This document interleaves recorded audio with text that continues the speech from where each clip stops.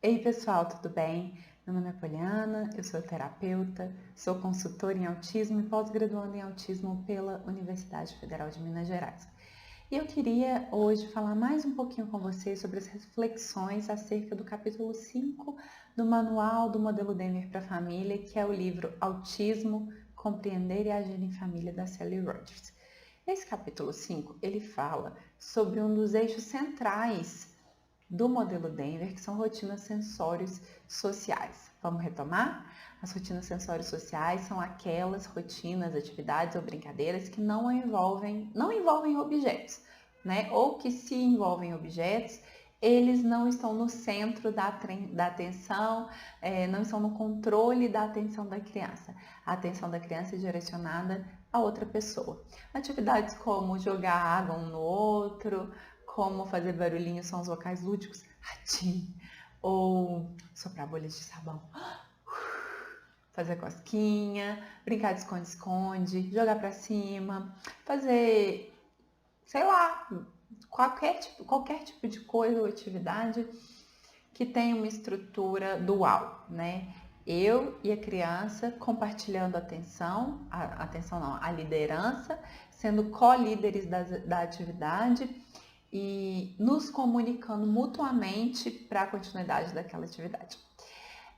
São atividades que normalmente a gente já tem o costume de desenvolver com crianças pequenas, com bebês, com crianças pequenas, fazem parte das rotinas da maioria dos pais e mães, irmãos, cuidadores, professores, né? É uma coisa muito inata da nossa relação com a criança. Mas geralmente a resposta da criança também é inata. A gente faz uma cosquinha num bebê, ele já olha pra gente, sorri, como diz, eu quero mais. Quero que a brincadeira continue, ou a gente joga um bebê para cima e a gente para, ele já levanta a mãozinha, me pega no colo pra gente continuar. Ele não fala isso tudo, mas ele demonstra não verbalmente todas essas ações. Então, o ponto das discussões de hoje é exatamente esse. Qual o ato de comunicação que eu estou esperando? Como ajudar essa criança a se comunicar adequadamente para que a atividade continue? Quando a gente fala isso, a gente tem que pensar que essas atividades, elas trabalham muito orientação social e motivação social, né? Mas muitas vezes, mesmo que a criança esteja super motivada ou super orientada socialmente, pelo menos durante aquela atividade, ela tem outra dificuldade que é comum do autismo, que é a comunicação social. E essa comunicação social ela pode afetar vários níveis. A linguagem expressiva, né? Falar, apontar, fazer gestos direcionados para a comunicação, como a linguagem receptiva, que envolve a compreensão do que foi dito. Partindo do pressuposto que a criança, ela provavelmente, ela entendeu que é uma brincadeira, que ela entendeu que é divertido, já que ela está motivada e orientada para a gente e quer mais, mas ela está sorrindo, mas ela não se comunica, então a gente vai pensar que o problema pode estar na comunicação expressiva, né? Ela ainda não entendeu um caminho para se comunicar, dizendo que ela deseja a continuação da atividade. Isso é muito comum. Então, o que a gente vai fazer? A gente vai primeiro analisar o repertório daquela criança. O que a criança sabe fazer? Ela sabe olhar para se comunicar? Ela sabe olhar para se comunicar. Então, a gente vai pedir algo mais, né? Porque o olhar já está fácil. Ou ela não sabe olhar para se comunicar? Não, ela não sabe olhar para se comunicar. Então, a gente vai ensinar que ela nos olhe para se comunicar. Né? Como que a gente vai ensinar isso? A gente vai dar suporte. A gente vai trabalhar dando suporte posicional, gestual. Então, a criança, a gente fez lá o atim. Atim! A criança tá rindo, tá super interessada, mas ela não sabe se comunicar comigo. Eu me posiciono mais adequadamente, chego mais no nível da altura dela, né, que ela tá posicionada, me posiciono mais adequadamente. Ela não entendeu ainda? Eu posso falar, olha pra mamãe. Ou bater no meio dos olhos, olha aqui, ó. Olhou, atim, atim. Mas, então olha pra mamãe. Então, depois que a gente apresentar a estrutura da atividade, que é 2 vezes dando de graça, numa terceira vez, a gente pede um ato de comunicação. Se a gente vê que a criança não entendeu qual ato de comunicação que a gente espera dela, a gente fala, a gente dá um modelo verbal, a gente dá um modelo gestual. E isso serve para qualquer ato de comunicação que a gente for pedir da criança. Então, uma criança que ainda tem dificuldade de olhar, às vezes ela não vai te olhar totalmente. Você vai falar, olha para a mamãe, e ela vai só direcionar o rosto na sua direção. Você já aceita. São tentativas por aproximação. Então, se a criança está com o olhar baixo, mas ela subiu o olhar, a gente aceita como contato visual num primeiro momento, reforça essa aproximação e depois a gente vai aprimorando essa habilidade. Como a gente já falou várias vezes, né, no autismo, as habilidades, elas não são como no desenvolvimento típico. Desculpa. Elas acontecem em pequenos passos. Elas vão aparecendo em pequenos passos e muitas vezes é difícil para a criança, porque é ansiogênica a situação de olhar para outra pessoa, né? Me gera um certo mal-estar e eu tenho essa dificuldade. Então, eu vou te ajudar, né? A gente vai ajudar os nossos pequenos a olharem, mas não de imediato. Então, no início, aproximações desse contato visual, se for muito difícil o contato visual, gestos corporais. Então, ai, Polly, meu filho, eu quero que ele continue a rotina, me dando os braços, eu quero que ele entenda que ele precisa me dar os braços para eu jogar ele para cima. Como eu faço para ensinar isso para ele? Então, eu dou um modelo. Na primeira vez, né, eu faço lá 2 vezes de graça, pula, uou, pula, maneiro, você conseguiu. De novo, pula, pula, pula, quer? Pula, nossa, que divertido. Pula, você quer? Então vem, levanta o bracinho. Não levantou? Dá um suporte gestual. Ó, assim, ó, bracinho pra cima. Não levantou? Bem rapidinho, tá, gente? Isso é rápido. Suporte físico, parcial ou total. Assim, ó, a gente pega a mãozinha da criança, levanta, né, os 2 braços, levanta assim, ó, ó, e já pega e reforça, mostrando para ela que é aquilo que a gente espera dela. Na próxima vez a gente fala de novo, quer mais? Levanta o braço. Não levantou? Suporte verbal, gestual, físico, que é essa cadeia de suporte que os modelos naturalistas, né, alguns, o Denver pelo menos, ele usa. Então, do menos para o mais, verbal, gestual e físico, parcial e total, rapidinho, para não demorar, para não perder a motivação da criança. Então, a criança que já se desmotiva, a gente dá o suporte rapidinho, já traz o reforço.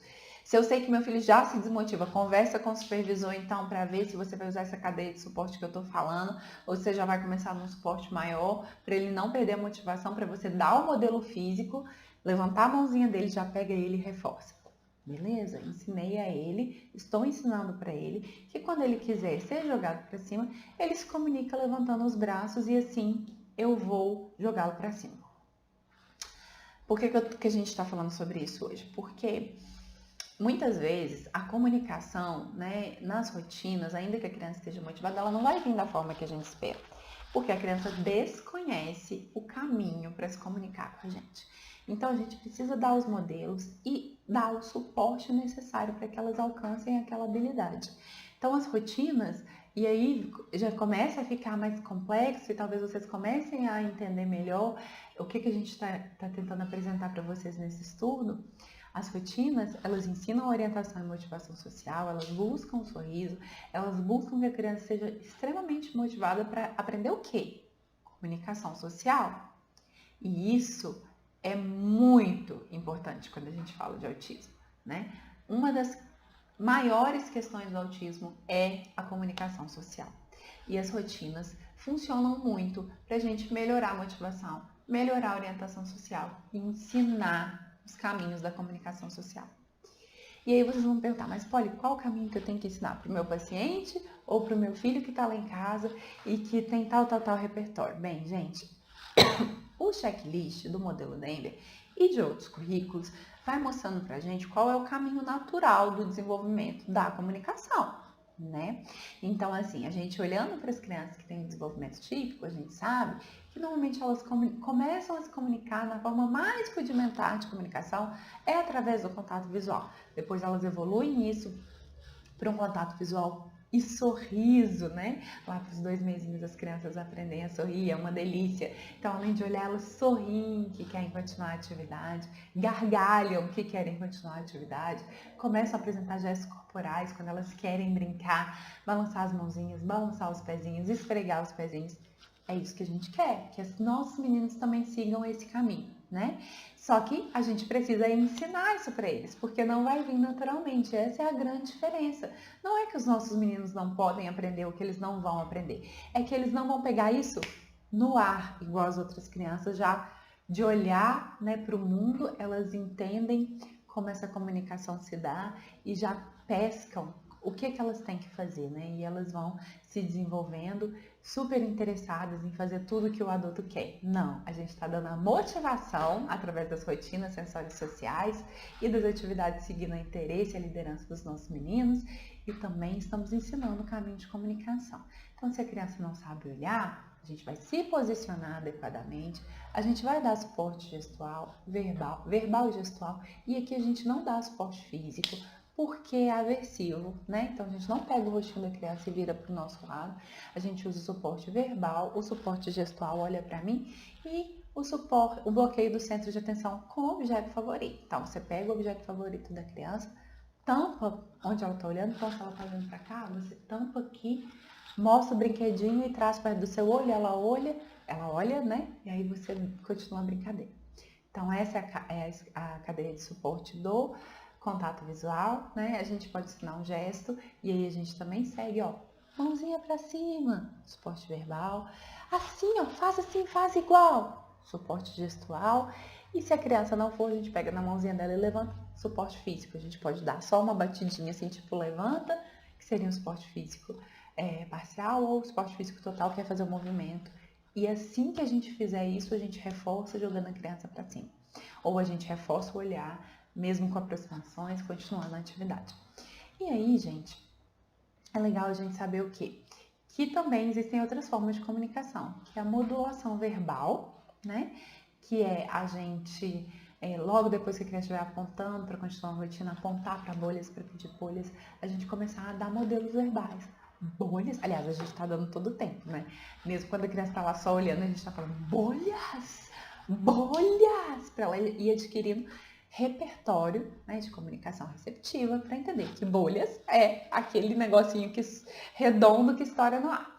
Então a gente continua, só que a gente começa a modular. A criança já olha, já sorri, já gesticula, já aponta com uma frequência muito grande, já está bem adquirida e generalizada a habilidade. A gente começa a dar um modelo verbal. Então a criança aponta, a gente não aceita mais. Ela olha, a gente não aceita mais. Não, agora eu quero que você fale. Fala! Bolhas! Não falou? 2 segundos. Bolhas! Não falou? Mais 2 segundos. Bolhas! Fala! Não falou? A gente reforça do mesmo jeito, porque ela está se comunicando, olhando, sorrindo, fazendo gestos, né? Ela já alcançou todas essas habilidades, então a gente reforça do mesmo jeito. Mas a gente atrasa o reforço. E se ela tentar falar qualquer coisa, se ela fizer bolhas, entendi! E já sopra bolhas para a criança, reforçando aquela tentativa de vocalização dela. E aí, na medida que ela já vocalizar, a gente começa a pedir balbucios, vogal consoante. Então, a gente não aceita mais o é quando ela estiver falando é para tudo, e vamos passar por essa fase. Tudo ele fala aí a gente não aceita mais o é. Agora você tem que tentar falar bolhas. Bolhas? E aí ele fazia aceitei, bolhas, entendi, cara, bolhas. E assim a gente vai melhorando a capacidade de fala, melhorando o repertório de comunicação expressiva e caminhando até que a gente comece a modular frases. Quero bolhas. Então a gente não aceita mais bolhas, a gente começa a pedir 2 palavras juntas. Se a criança já tiver adquirido uma palavra só, já falar com facilidade uma palavra só. Então, gente, é isso. O objetivo é que as habilidades venham aparecendo dessa forma escalonada, progressivas. As habilidades são conquistadas assim, é um passinho por dia mesmo. A gente costuma brincar que são passos de formiguinhas, mas são passos muito importantes. Então, se a criança não fizer contato visual, muito provavelmente ela não vai fazer gestos corporais, porque ela não está te olhando, ela não está prestando atenção em você e ela não está interessada em você.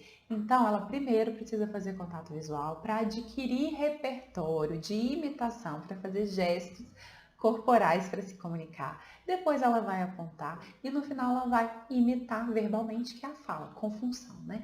Que envolve imitação, envolve atenção ao que o outro está falando, envolve orientação social, envolve comunicação. Então, nesses primeiros capítulos, nós estamos trabalhando todos esses pré-requisitos que são necessários para o desenvolvimento dessa comunicação no final. Eu acho que basicamente é sobre isso que o capítulo 5 fala. Ele é complementar ao capítulo 4 e é um capítulo que eu amo para trabalhar com bebês e com crianças pequenas, porque é muito comum na nossa vida, no nosso dia a dia, que a gente use isso com os nossos filhos assim, de forma muito natural, né? Então é isso e até mais.